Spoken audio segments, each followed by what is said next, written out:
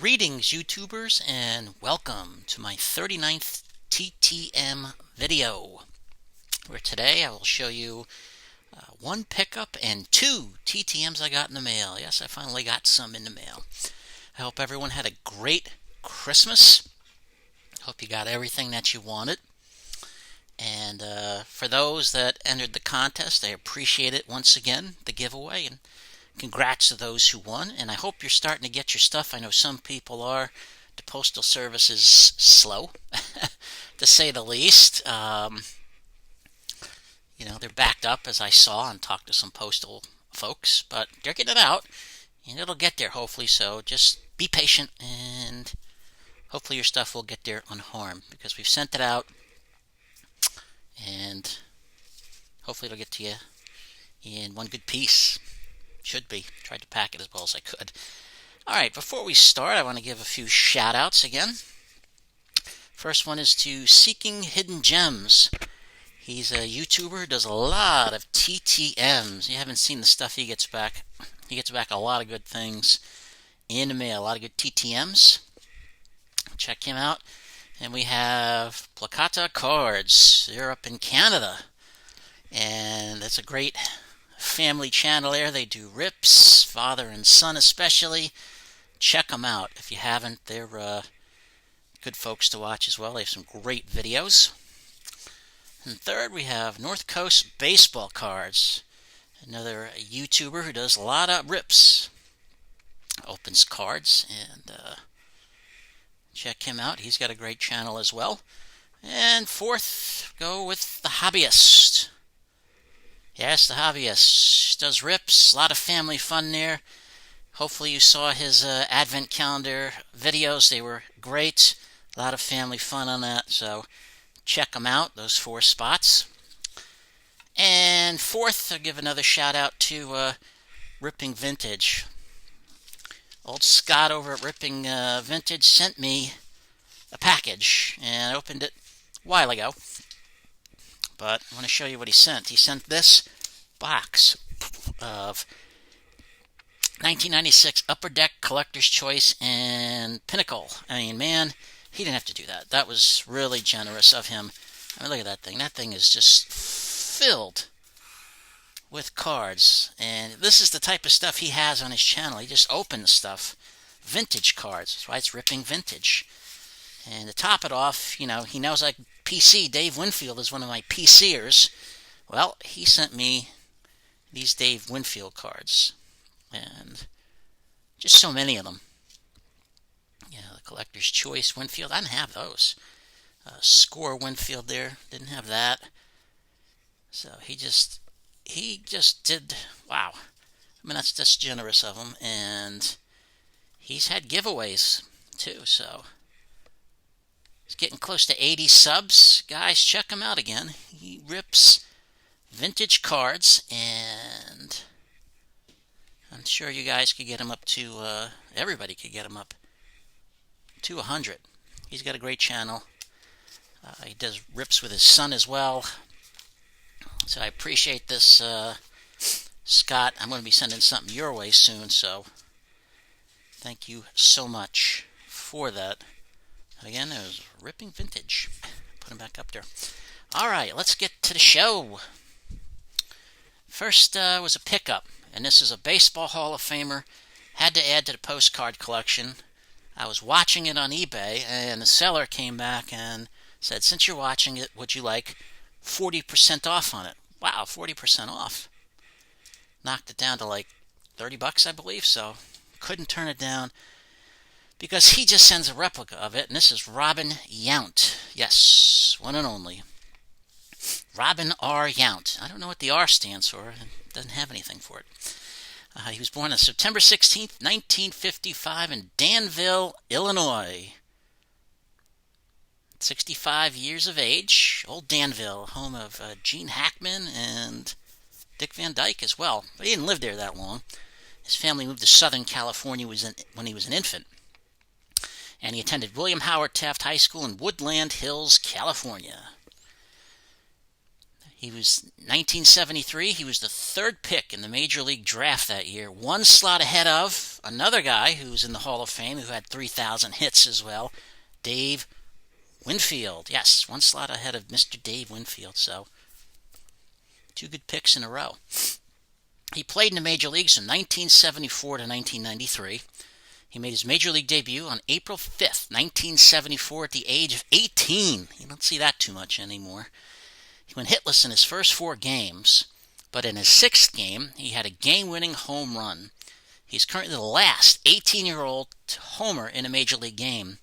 Mike Trout, Bryce Harper, Andrew Jones, Juan Soto, they're all 19 years of age, not 18. On September 14th, 1975, Yount broke Mel Ott's 47-year-old record for the most games played before turning 20.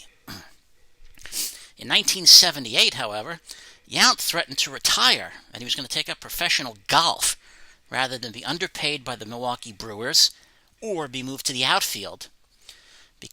So the person that I should say that they called up from Class A ball was eventually moved to second base. They gave him to Robbins' demands, and he stayed at short. The guy they moved to second base, he was a pretty good player too. A guy by the name of Paul Molitor. Yeah, another Hall of Famer there. Yount's best year came in 1982, where he had a career-high 29 homers, a career-high with 114 RBIs, and a career-high in batting average that season with .331. He didn't win the batting title. He was .001 behind Willie Wilson, who won the batting title in 1982. 1982 was probably the best year in the history of the Brewers as well. They beat the Orioles in the last game of the season to win the American League East.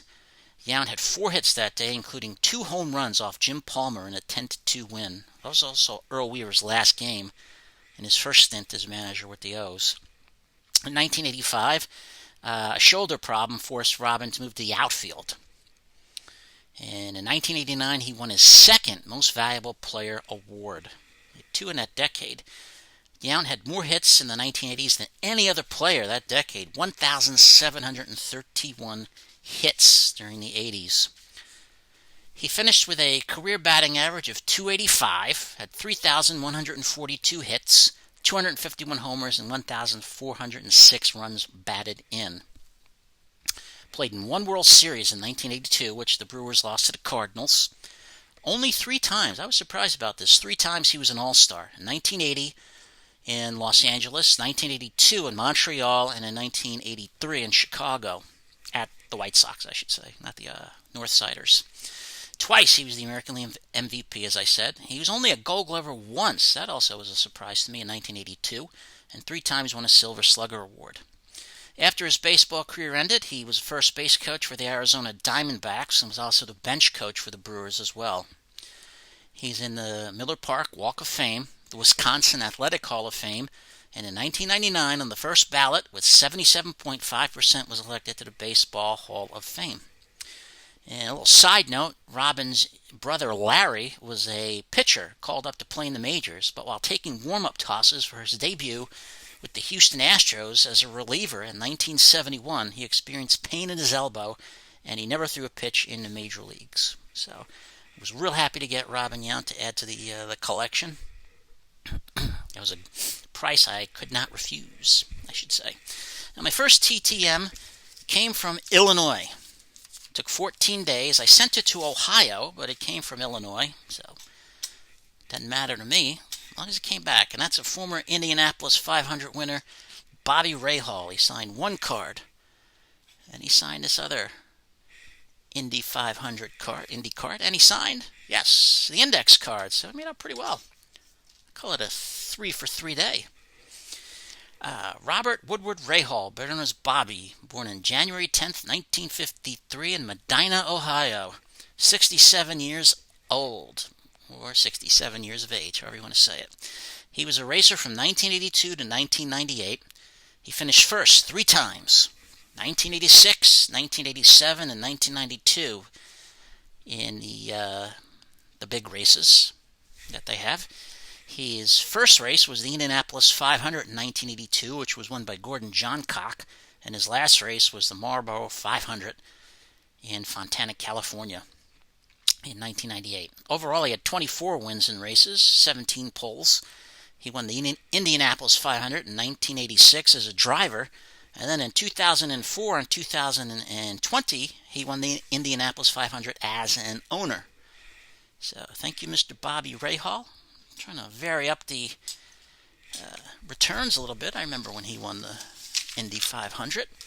And lastly, second TTM I got was an 8x10. This came from Texas.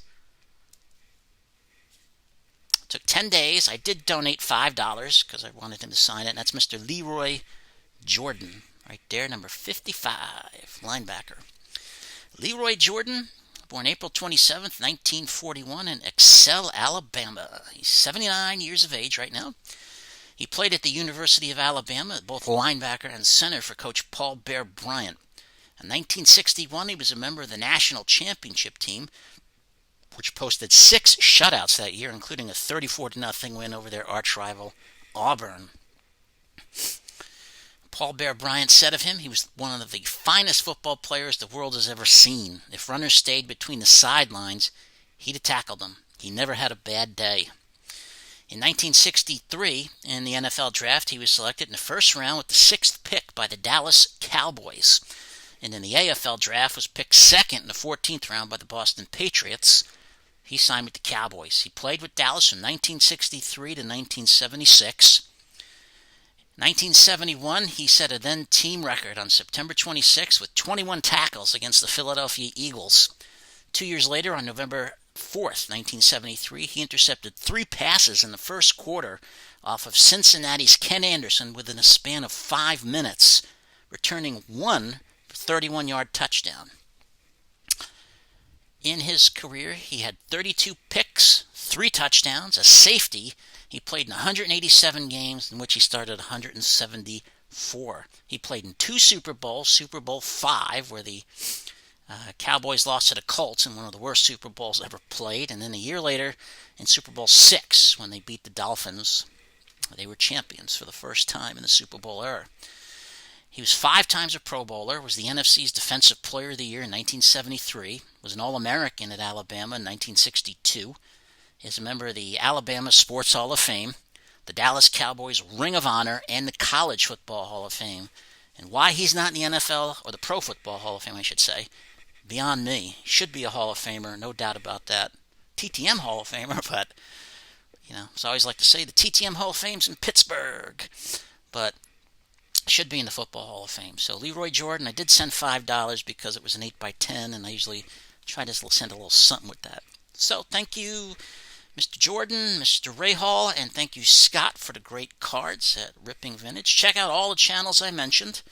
I appreciate everybody watching. I hope everyone, again, has had a good Christmas. I hope you have a great New Year's, if I get any videos in before that. Again, mailed out the packages, so everyone just check your mailboxes. It'll be coming, hopefully. And I want to thank you all. Stay safe and be kind to each other. And I want to say good night tonight to Texas. Good night, Texas.